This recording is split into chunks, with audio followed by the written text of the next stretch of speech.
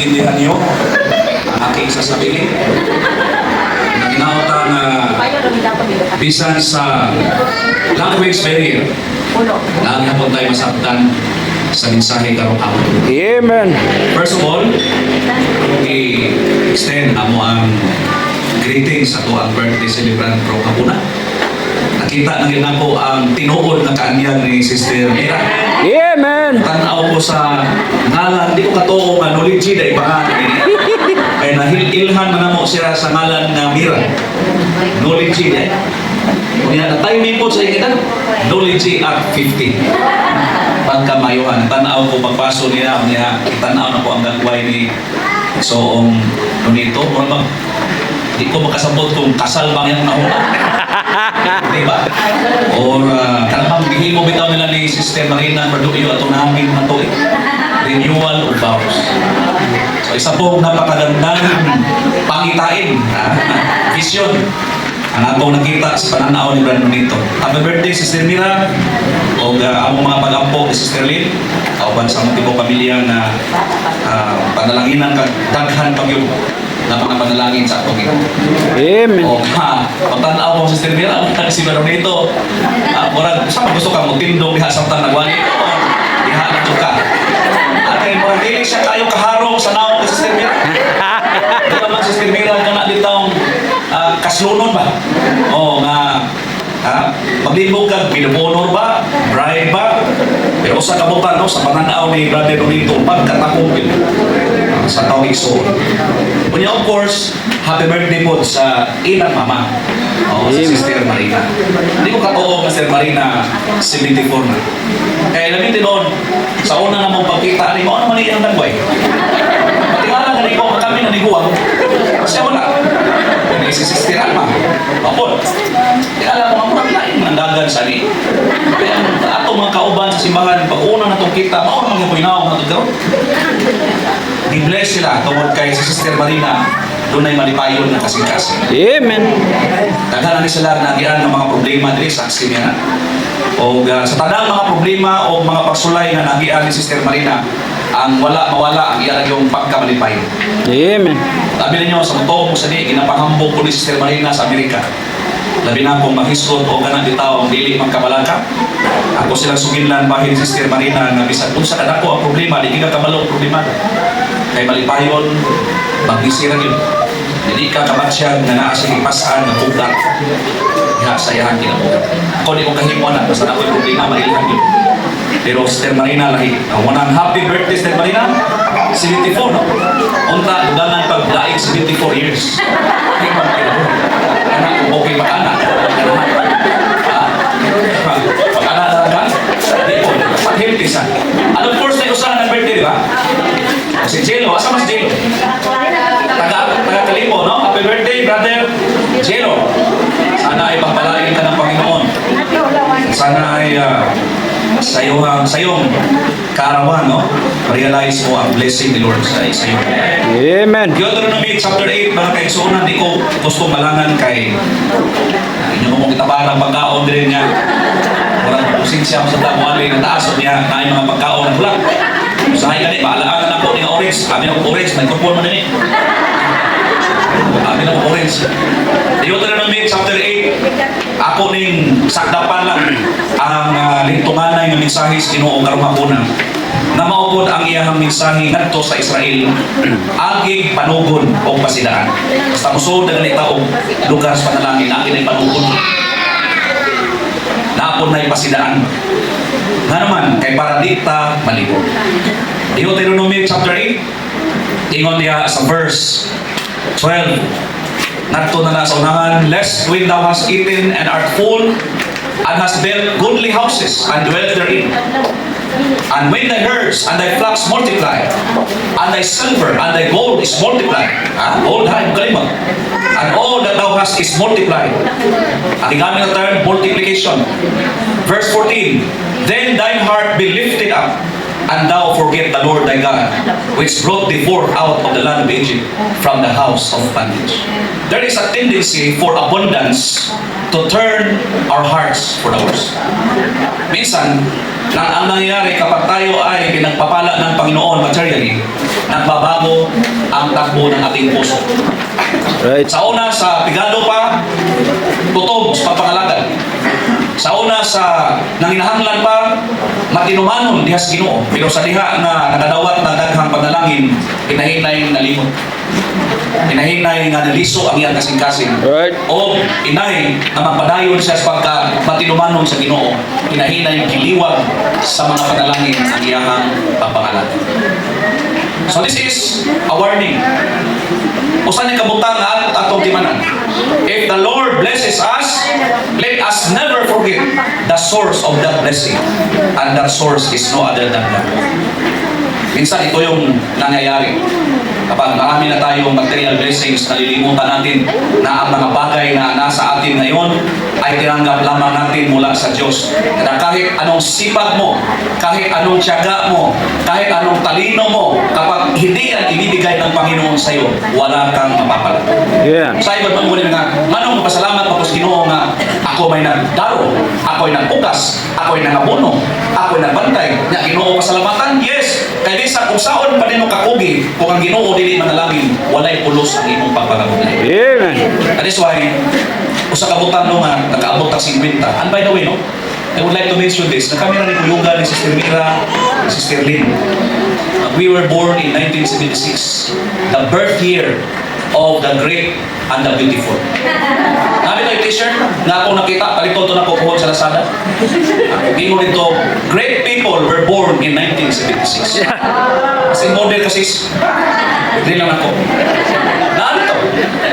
O, tinuod nila, laban sa mga natao sa 76. Makita di mo ang ilang personalidad na mga maayon. O, ini Sister Mira, example ni. Kung di ko matuo nga ni Moyo sa Brad dito ni. Ay kung di ka Moyo Brad, umuti kayo. Lingon na sa Brasil. O, hadlok siya. Grabe tao. Blessing kayo Sister Mira, blessing sa itong generation. O sa imong faith ta nga tiguang ta. Diba? Ang atong concept is nakatiguang na ta. Dapat magpasalamat ta kay naa tay mga bats na wa kaabot sa 50. Kaabot na yung kag 74 sa Marina ay kabul. Kaya daghan kag mga kaila nga wa kaabot sa imong edad. Yeah. Kita tanan. Ang matatuig nga moabot sa atong kinabuhi, panalangin na sa Ginoo. Amen. Hindi porke wala tayong pera ay wala tayong blessing. The very fact na meron tayong pamilya, malakas ang ating pangangatawan at dinagdagan ni Lord ang ating edad, those things cannot be quantified by money. Right. Sa mga itong nauna, kwarta. Dili. Daghang mga blessings sa Lord nga dili mabayaran sa kwarta. That is why kung multiply ang panalangin, especially kung gawas sa imong maayong panglawas, maayong pamilya, o maayong panguna-una, idugangan pas Ginoo daghang mga material blessings, samot na yun na mahimo kang faithful sa pagpanganak. Amen. Ang tayo ba kailangan na ibis ka na dato, namiya sa pagpanganak? Nahimo ng mga arte. O di na mo simba sa ani, gusto sila sa English service. Sushi. Kina sila ganahan sa pastor, kaya gusto sila tantong yung mga pirmirang magkurbata. O diba? Kung daw hindi ko gusto ng unana kung maabot o 1,000 ang membro, di na ko na isipare ang English o Cebuano. Kasi kung sabutin mo, lahi ang mga Inglesirong anak sa Diyos, lahi po ang mga Cebuanong anak sa Diyos. Dili pwede. Nga naman, parihatang mga anak sa Diyos. Amen. Kung na panalangin, di na to ipihig, may mga, ay, edad naman ang pastor, kanto ang taang kwarta. Wala na kayo 1 million, kaya 6 months na lang ka. Kasi pulos. Di ba? Mas mabatong maayo yung lawas, nangalagad ka sa Ginoo, kuyog sa imo ang panimalay, sa kasong Sister Mira o Sister Marina, na sila'y mga apo, Sister Marina, apo sa apo, sungkod, anak sa apo. Di ba? Malimayon ka. Panalangin, wala mang pasabot na kwarta lang. Wala mang pasabot na gold bars lang. Nasulti daw. Gingon diha, dili na masilbi ang i-multiply. Thy goal is multiply. Ang kuya wala ba, di-multiply na makalimtanay na. Diba? Managahan na ang bahandi, di na kaila sa Ginoo. Di na kaila sa pastor. Di na kaila sa simbahan, na di siya nangalagad. At ba, i-upgrade mo kami pastor? Ni-level up kami?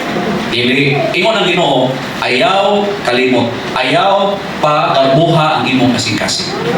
And this is the problem with us. The more we have, the more proud we are. Yeah. And the more wealthy we become, the more arrogant we become. Ano sa ka ng mga gikan sa pobre niya mo dato, no? Malimot, ati na kayo. Oh, di mo lang laman di na mo laman kay basig na limahok kang yuta imong kamo. Di na mo biso-biso kay limahok kang piyo-piyo. Ang iyang perfume is Chanel. Dili pwede kay naman 13,000 ang botelya. Imo nga kontrahan lang ni bibikulon, di pa sabi. Pangarte ata. So there are 3 things, and I will do this very shortly. 3 things na atong himuon kung gibless ka sa Ginoo. Naranas Deuteronomy chapter 8 verse 2. Thou shalt remember all the way which the Lord God lead thee these 40 years in the wilderness. Ayaw kalimot diin ka gidalas Ginoo. Ayaw kalimot diin ka gikuhas Ginoo. Walang-wala po kayo noon. Diba? Gigiyahan ka sa Ginoo. Gilid ka niya sa mga dalan sa panalangin. Sa nakaabot na ka sa success, nang kayo ay maging matagumpay, huwag niyong kalimutan saan kayo kinuha ni Lord. Yan. Sa'yo mo na itong problema. Sinsun kita, malimot na din tagikan. Abin mo na ako nabasahan na istorya na kunay pigado kay himong billionaire. O niya, invite niya yung mga friends sa ilahang mansion. Nga na yung mga friends, kaya pagsulog nila sa sala, dito yun sa taliwala sa sala. Imbes nga nindot nga center table, naari ito'y kanang glass na cabinet. Kanya dito sa glass sa cabinet na i-display dito, usa ka kanabitaw ginamit na nga kutsara, usa ka plato nga lata, kakita mo ng sartin, itong lata nga plato, ng puti o kulor, usa ka tasa nga sartin, nga piti lang yung daanan. Yan mo niya mga friends na, oy, usap na. Ako nang ibutang diha para di ko malimot diin gikan. Ay kanang inyong makita diha na kanang ginamit na kutsara, ginamit nga plato nga sartin o ginamit nga tasa nga sartin, maunay akong ginamit sa una sa pigado. Ako nang ibutang diha para makahinumdum ko diin ko gikuha sa Ginoo. Amen. Malimot na gali ka diin ka gikuha sa Ginoo. Malimot ka sa nagkuha niyo. Wala ngayon ang Ginoo. Thou shalt remember all the way. Ang tanan ng mga dalan na ipasupay ka sa Ginoo.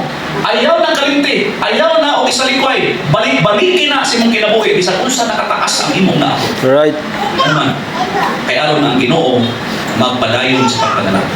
Number 2, consider, verse 5. Thou shalt also consider in thine heart. Abi naman kung sa problema na ito. Sa'yo na ito kasi. Diba? Sikson ka nita, pumuntas panalangin. Ang atong kasing-kasing, garbusan. Mahimong arugante. Nga, bugawas o baba nga sa una siguro pwede kung inanaon, pero karon di na pwede. O diba? Ang upoy-upoy sa una, wala na to.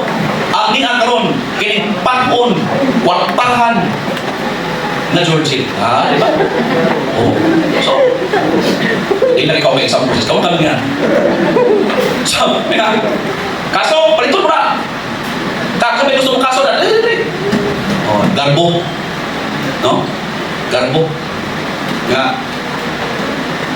Kung mabalakat kayo sa mga anak ko. Pagka gope ang pinikap, di ay 20 min, palit ba ko? Napilidong danungan na San Carlos na natrasan niya ang Israel. Israel po lang medyo atrasanan ko ba? Imbes, masok po ang atrasan na ang tagiyas sa Israel. Tingnan siya sa naka-atras niya, nag-upi pa yun. Sakay rin ako. Asan na siya? Sakay lang. Di nag-salvage siya. Gidalas do exam, siya pili na sa imong bago. Pili siya kung sa kabuk Israel. Anak ko kuno siya nga, may pag-ako ng puto kinasmagang, di pa nasmagang bukusan ko na. Kaya magaghan mo na. Sa'yo ba sa kwarta na ta, malimot ta. Right. Consider your heart. Diba? If you're a Christian, you must always have a humble heart. A heart that is willing to understand. A heart that is willing to forgive. A heart that is willing to consider. Dili kay, tungkol kidatong na ka, bahay na mo kahintang, ako na mo ni, wa na mo lupig na po, wa na mo daw-daw na po. Dili, imo na Ginoo, basta managhan na gani imong material blessings. Consider thine heart because usually material blessings will affect our heart. Paano kapiktan na siya? Kami ito nga, kung pigado pa, hambol. Dato na hambog. Kaya, sa pigado pa, mas sinabuton. Sa dato na, ipitan mo na una. Di na siya gusto nga magpalulos kay maka-afford naman siya. Kami ito nga, kayo mo ka na ito mga kibili sa Eusebio. Kung tiganaan mo sa akong balay, wala pa sa Carlo. Basta may mapansin nyo, nag-sold yung Eusebio, dahil usod yun. Siya pansin nyo. Mga pinikab na naglinya, nag-double parking. Way labot pas mga motor na napas tunga. Di ba? Usay mo sa muna una, ang milyonaryo ko, pang laruso mo nitan. Na ako din pang nakarong tasimil na usa. Mahurot imong pailo. Nga naman, karsada, unya pagkahuman, giparkingan o mga pinikab drivers, mga pinikab, napay motor. Unya, di na maging manghawa, o di ka mo, bito. Mutan na oras yun. Nagkalisod na nag-manage. Hindi mo na ako sinil, na ako na ito yun. Kanang Ford Ranger Blue, abot ko niya. Tanaw niya kay di mas kalusok, na ako kung ipakasabatan ng mga pito. Yan na ko na nga, inibalay na ko, basta na pa na yung pilikab. Haluson ko nita ng pambayran na mo sa pilay ng gusto.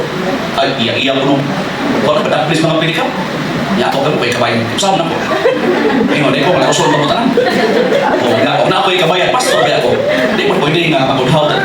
So ako na lang pagili consideration. O ato na lang po samton kung kita sa ilang dapit mo sa pertong mo.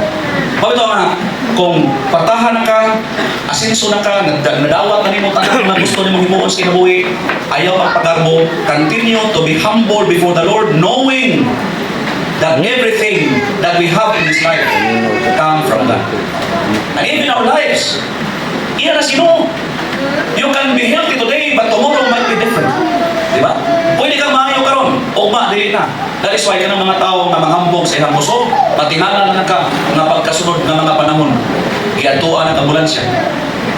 Iwang na kayo. Nga naman, because our health is in God's hand. Our life is in God's hand. We live according to the pleasure of God. There are things in this world that we don't have control. O ikaw, Sister Mira, na yung mga panahon na gusto rin mo may tabo, pero hindi may tabo. Diba? Na yung mga panahon na gusto rin mong kontrolon ang tanan, pero hindi ka ka-control. Nga naman, kaya gusto ipamukha sa ginawa na to, na ang tinuod na control na ang niya wala na to. Right. Diba? Ma-frustrated ka. O, gusto kang may tabo eh. Pero yung mga bagay na ayaw mo ay nangyayari. Tapos yung mga bagay na gusto mo mangyari ay hindi nangyayari. May mga bagay na talagang hindi natin pwedeng makontrol.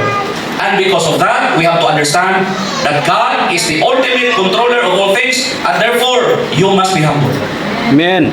That is one thing. Be humble. Be polite. Be humble on your way up. Especially when it comes to people. Diba?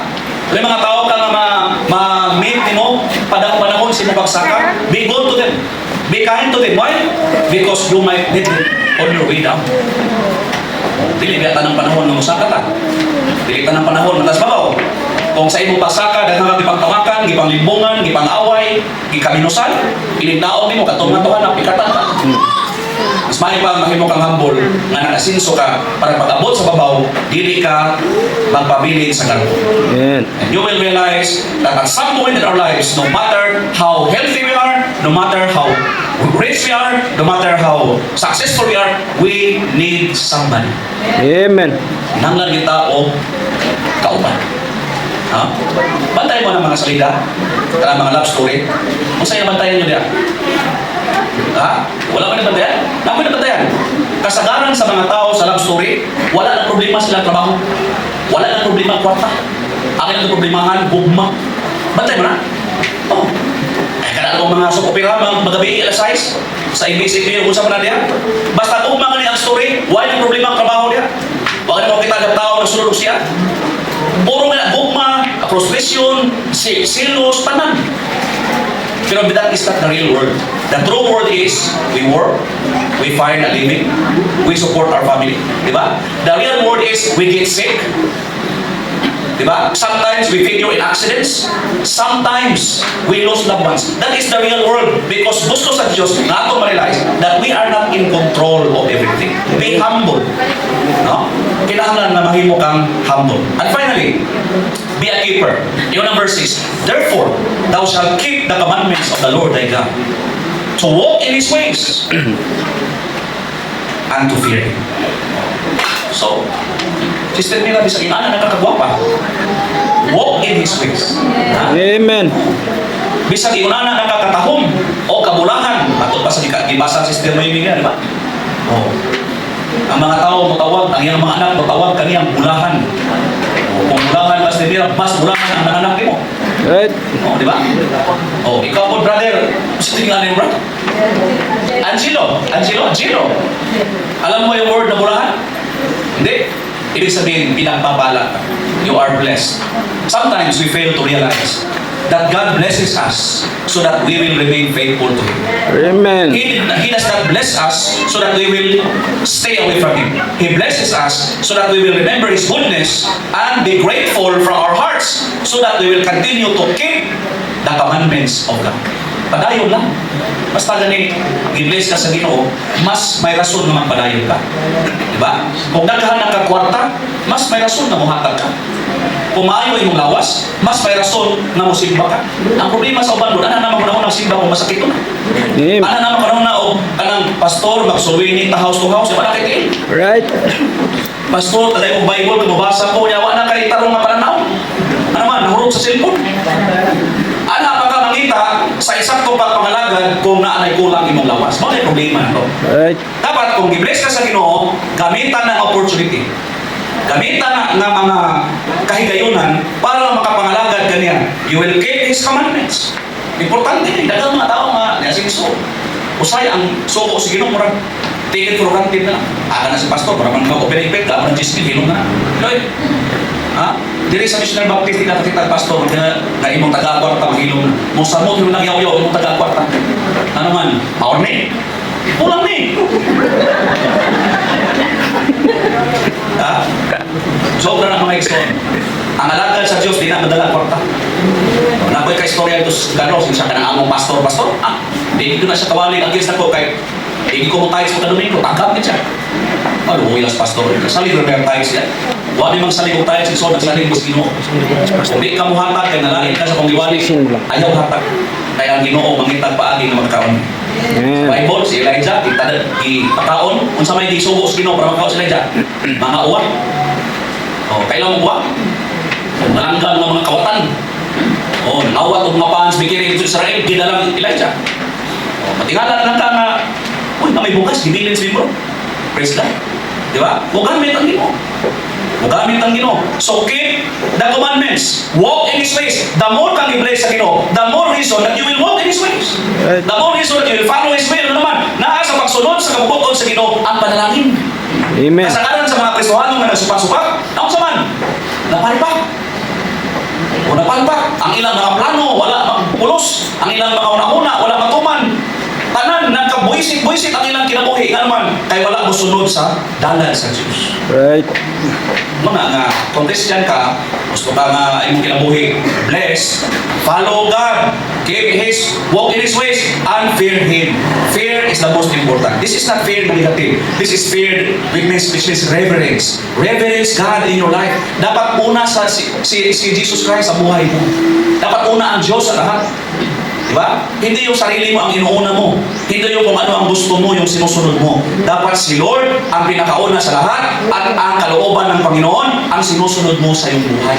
Amen. Yan ang pinaka-importante kasi pag Christian ka, expected yan, anak ka ng Diyos, ama mo siya. Bilang anak, kailangan mong sumunod sa Kanya. Para mga bata na masinubaton o amahan, kasi nabantayan ninyo sa likod. Basta mag-short sila. Kasi nabantayan nyo sa likod. Mga labod. Mga binungalan ba? O anak ka sa Ginoo niya, masinubakon ka dahil labod. Hindi. Palangka ka sa Ginoo mo nang kasiguhon ka. Pero ay nagulata nga kasiguhon ka para mabatsagan mo palangka ka.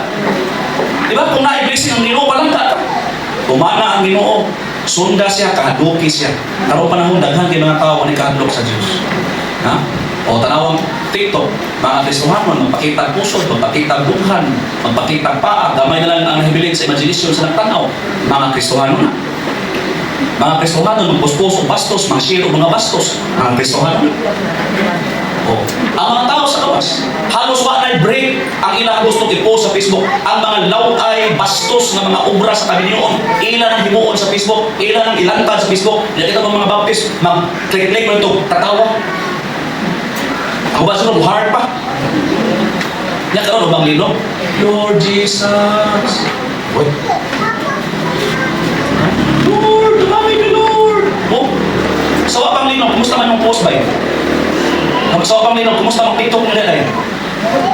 Sawa pang lino, kumusta man yung Facebook niya? Oh, bastos. Kaway. Pero sa nang nilo na, kasi man ang sapiton. May mga usakay, naninood din siya sa tanas niya yung sapit. Yawa na ni. Puro yawa na ni. Yawa na. Oh, at least anis siya. Diba? Hindi ako siya yawa. Baka yawa na. Kung tumbang sa libig, yawa na. Oh, sakto siya. Sakto siya.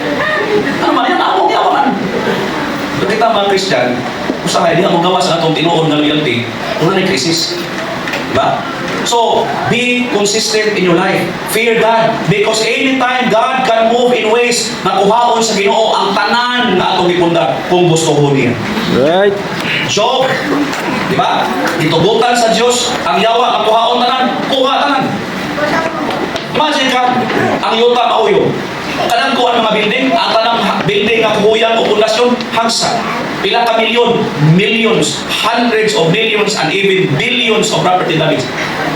Pero salamat ka, kaya may kinabuhin, way na kami na po inatalas. Ay kung gitunong to sa Ginoo o alas 9 sa bunta, na ang tanang mga bata, tuwan na sa classroom, ang uban to sa second floor, ang uban to sa third floor, imagine o kung sa kadakong danyo sa kinabuhi, kung itubot pa sa Ginoo na ang mga bata nakasuot ng classroom. Imagine kung itubot sa Ginoo nga ang maulinog na tunong o alas 12 sa tumang gabi na ang tanang mga tao hinanap na. 1976, Timbira, August, ang pinakakusog na linog sa Moro Gulf sa Mindanao. Ang unang naigo yun, Iligan. Tsunami, 5 meters ang itas kon, almost 15 feet, or more than 15 feet na tsunami. Kabalo mo kung sa'y nagapatay sa Disney kapin ka mga taga-Iligan o taga-Kanait na lungsod. Dili ang kinapon sa tsunami. Dili ang pusok sa linog. Ang oras, alas 12:08 sa tumang gabi. Isa kami nagbata na. Diba? O kung ito yung tawag sa taga-Iligan ng midnight killer. Ako ato, 2 months old pa. Sister Lynn mo ako, 2 months old. Sister Mira, murang 2 months old. Kaya ubos man. O, alas 12:08, tumang gabi. Why nasayod na mo strike ang maulino? Ang tsunami nga 5 meters. Hawan yun at anong mga balay sa manas na pestagat. Ano na, tungang gabi. Usay, makayon ta, maayon yun ang Diyos kasi sa kitubot na niya, adlawan ang mga bata, wala sa classroom na sa covered court. Diba? Imagine ka, kadakong bintana na ang linog na abot na sa covered court ang mga bata. Kung tuwa sa mga classroom, ang second floor, third floor, ang fourth floor, iwas yun. Hangtod na ron, sige bang kinuntumay. Guys, no. Pero anong itubot mo na sino? To remind us that He is powerful, we are helpless. And anytime God can take away what He has given to us. So we have to. Because at the end, ang Ginoo mo'y matuman din. So na to, I hope mga kaigsunan na this afternoon, as we remember God's goodness in the lives of Sister Marina, Sister Knowledge, ang tutuloy ko kayo, pinapangan, and Brother Jill. Let us be reminded sa ayos Ginoo and be grateful from our heart. And remember this, gratefulness is not just a word, it is a way of life. Yeah. Papasalamaton ka ka sa Ginoo, you worship Him, you serve Him. Diba? You praise Him not only with your lips, but with your heart, and you show your gratefulness by the way you live. Hinaon ko, nasa ato mga birthday celebrants ko, especially ni Sister Mira, ma-reminded ka mo, no? Kung sa kamaayo ang Diyos sa ating Ginoo. Nalayo ng Ginoo, o isang Video mo, magpapalang sinulugod. ako sa Amen.